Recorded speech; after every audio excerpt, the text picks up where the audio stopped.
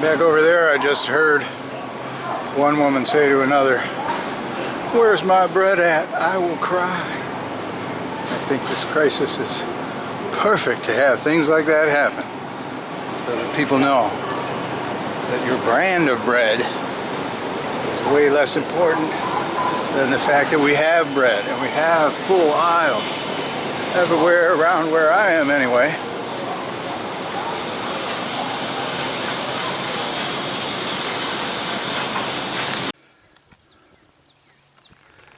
First day, still in Tennessee. Moving forward, there's a lot of hills I have to walk up, and then slopes I get to roll down. It's fun. Look at all the cars. That means that people are home. They're staying home because of coronavirus. Well, sometimes. You hear the shooting range back there. I just passed their entrance. I thought it was just random people out in the woods shooting, but it's not. Big deal. Well, I'm looking through the trees at the dust on those cars, and there's not 15 people in that little house because of all the cars parked there. Look at this. A week ago, no, 3 days ago, I was in winter in Michigan. Turkey! See the turkey in the pen? He's gobbling. He's in there with that dog. Now see, here's what I do. I keep it in a low gear and I pedal along in my new boots. And I start to get tired and it's hard to push forward. I get off and I walk alongside the bike, pushing it and the trailer. And this happens a lot. It's happening a lot more because I'm being smart today, because I haven't ridden my bike in a year. And so it would be really foolish for me to decide that I'm in some kind of hurry today, because I know I'll be sore tomorrow. I can already feel a little pressure on my knee here, and my thighs are burning. They're typically much stronger. But I know my body, after a period of soreness, if I don't overdo it too much, I can strengthen up really fast, and I'll be fine.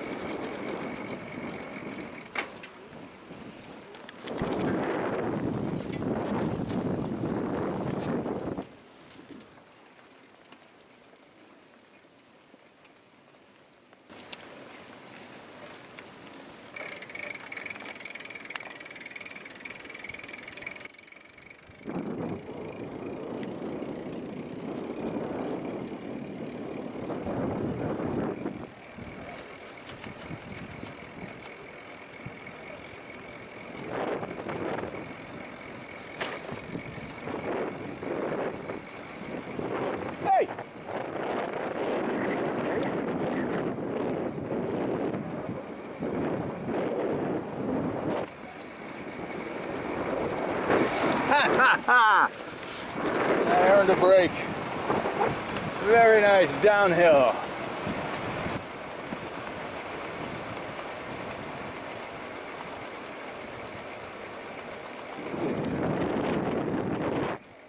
Here we go again. In 600 feet, turn right onto Tunnel Hill Road.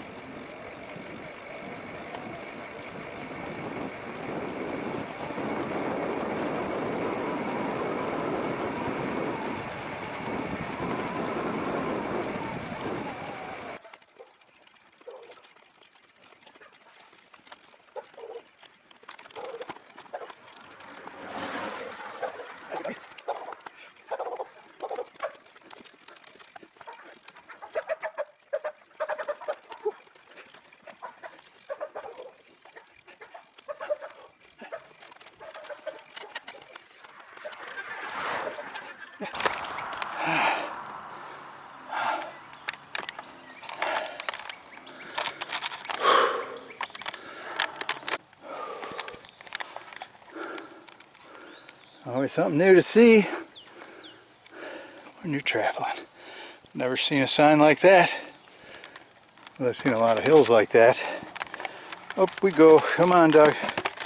I know you said you were going to take it easy on your first day, but it's still 11 miles to where I hope to find a cheap hotel, because I am going to be super sore, because I pushed myself way harder than I wanted to. I'm just in one of those situations where I can't camp. That's posted no trespassing, and look at the forest floor.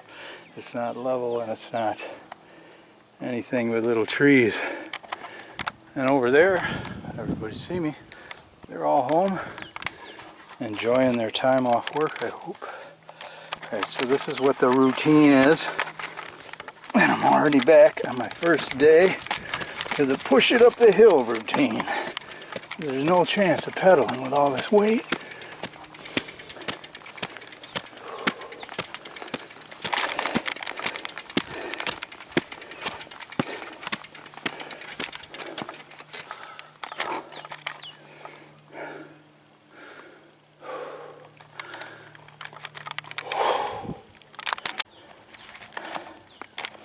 Almost to the top of the hill. There we go.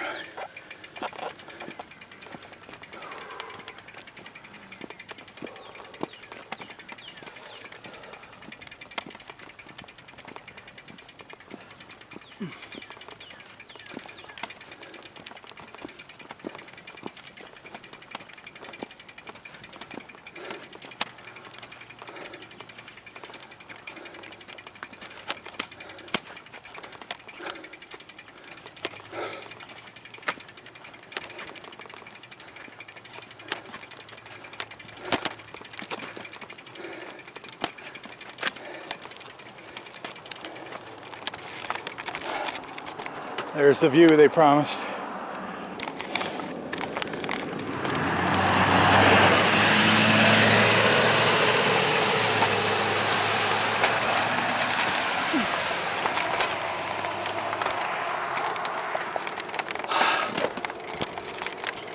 It's some gear fall. Everybody all right?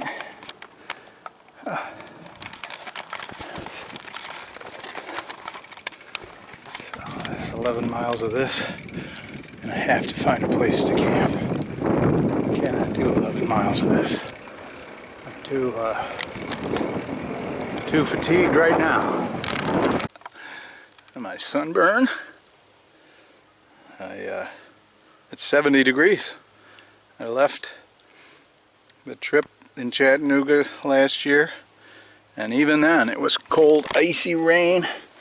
And now here I am picking up where I left off, and it is definitely springtime. I'm glad I brought some insect repellent, because I just saw a tick. I had to push my gear off the road, and I'm down from that house. Maybe you can see across the road. Having a big beautiful driveway or a garage built. And this property is not posted. Terrible for camping. But I had to get off the road because going up, pushing up that hill, my right thigh revolted and said no way, can't do anymore, and I got a cramp, and I stopped the bike and I was trying to rub it out. Then I saw this place and I said, I gotta get off the road, I gotta lay down. So I spread out my tarp, put the thermarest on top of that, my sleeping bag on top of that. I've got enough gear within arm's reach, I hope, that I could just let my legs rest for a while. They did a great job today, more than I had asked, actually. Oh.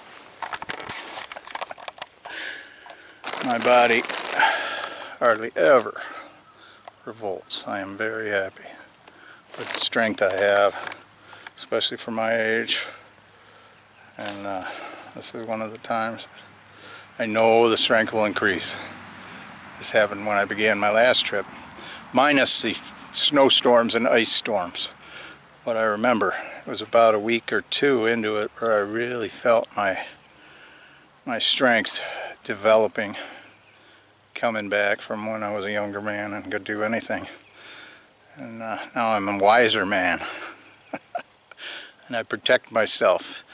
If I'm out of shape, I take it easy until I get in shape. So, I don't know how many miles I went.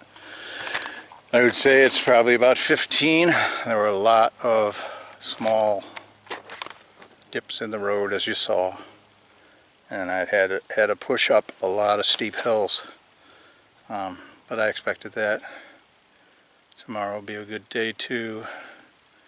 Now I'm feeling really relaxed. I am comfortable on my thermarest, even in this sticky, scraggly woods.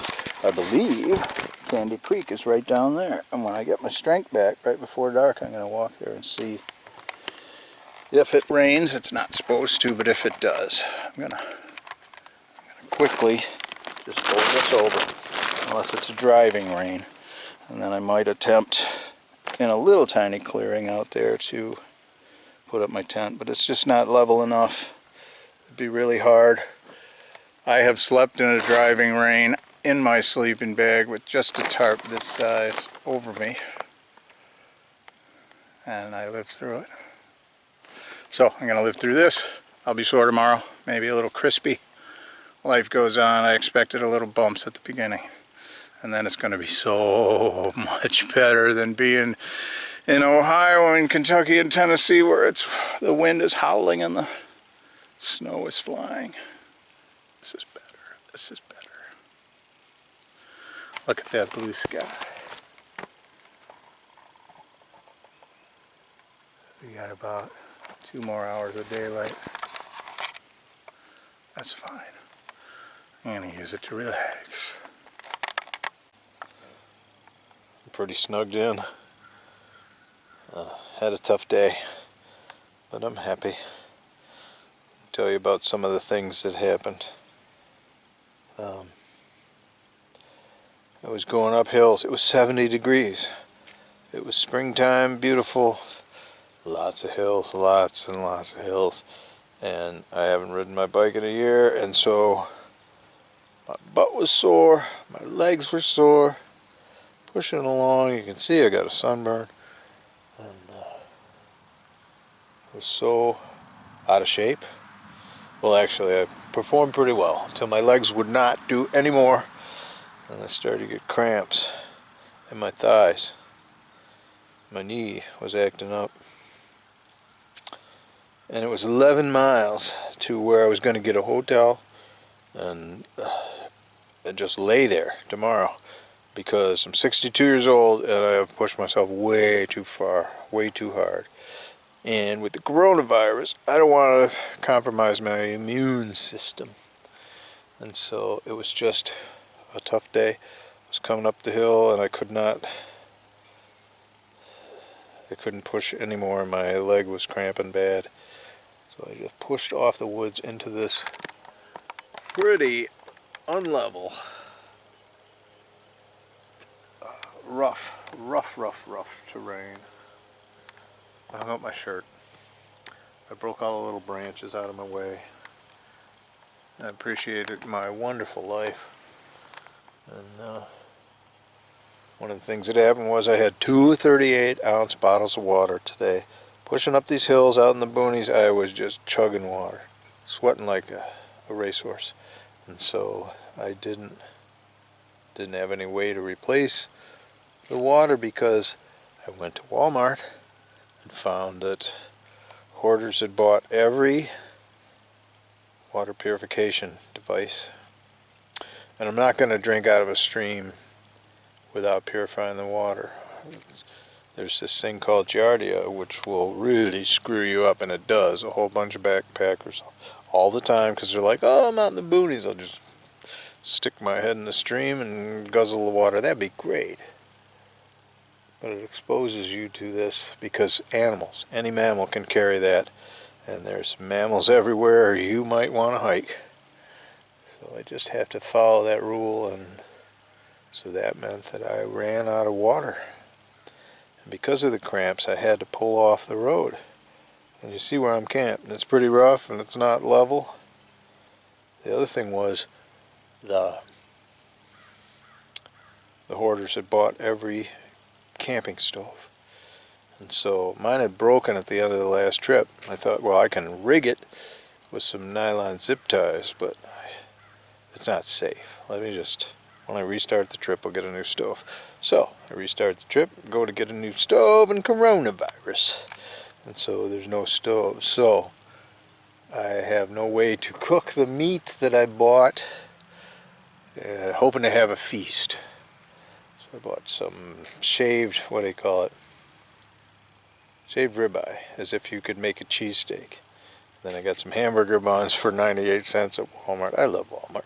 And then they had peeled, deveined frozen shrimp, which I love, for $6. I'm like, I'm doing it.